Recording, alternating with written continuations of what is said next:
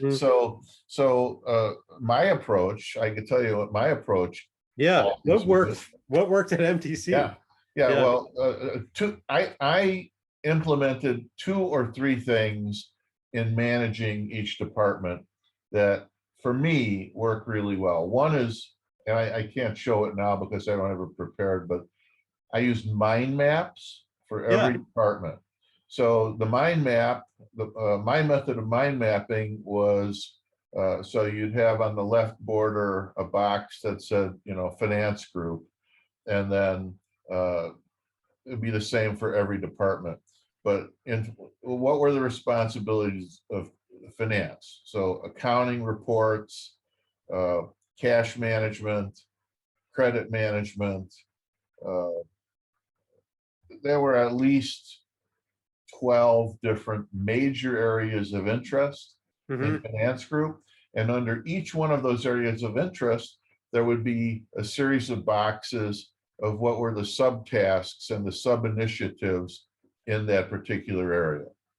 And what I Yeah. would do is every year and let's say every quarter, I would grab that manager and we'd have a 1 hour meeting, and we would agree that out of these 50 or 60 or 70 boxes that would appear on the mind maps, these are the ones that were successfully addressed. These are the ones that are steady state and doing well. These are the ones that are initiatives for current improvement. And these are the ones we're going to park for future improvement. Hmm. And so systematically, I would have a format for discussion that would cover the entire sphere of their responsibility. And it was Hmm. their responsibility to come to me and say, here's how I'm addressing each one of these areas, and here's my plan for how we're going to deal with that. And Hmm. so this concept of the mind maps worked very, very well. And Yeah. the second thing I would do with departmental managers is institute a program of process mapping. And whenever you find that there's too many client complaints or customer complaints, or in our case, we're running sales contests, so they're participant problems or Hmm. processing problems, you could almost always trace it to the fact that the process had not been mapped out and was not uniform across the entire department. So we created an initiative for mapping every mission critical process. And in doing so, we would recognize the process more clearly. We Hmm. would identify areas that were already automated, but other areas were not automated. There would be Hmm. opportunities for automation that would eliminate the chance of human error, and so on and so forth. And then once we would codify that, we would turn around and that department manager would train their group using the process map so that everyone was on the same page. Hmm. So those 2 methods for a particular department were very effective. In terms of creating a culture between the management team as a group and myself, we had another set of working principles that we used in order to enhance honesty, vulnerability, effective communication, combined with how can we have operational effectiveness. So maybe a bigger answer than you were looking for. Well, it's interesting to hear about the components, right? So just to repeat them back, you had the mind maps, which translated what was important at the business level all the way down to it sounds like almost the individual tasks and roles and responsibilities, right? And then at the management team level, you're essentially nurturing culture. It sounds like you're defining values, underscoring them, creating exercises to build and remind people of those principles and how to incorporate them into the business. And then um, the last thing you mentioned was just process mapping, and which, not to trivialize it, it's a significant amount of work with substantial value, but um, Those three things make a ton of sense.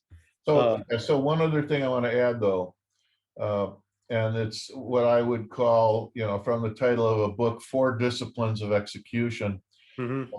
And I'm going to give you a contrast. Again, in the sake of giving you two completely different examples. Okay.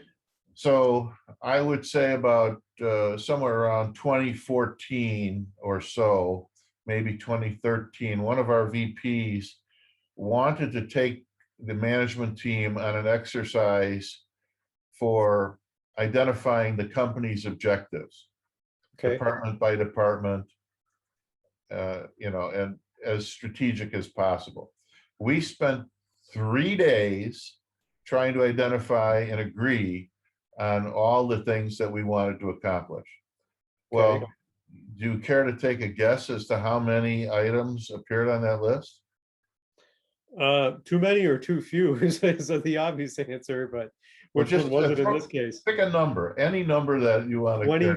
25. Yeah, it was 100. It started out at 150 something, and Yeah. it was whittled down to by about 113.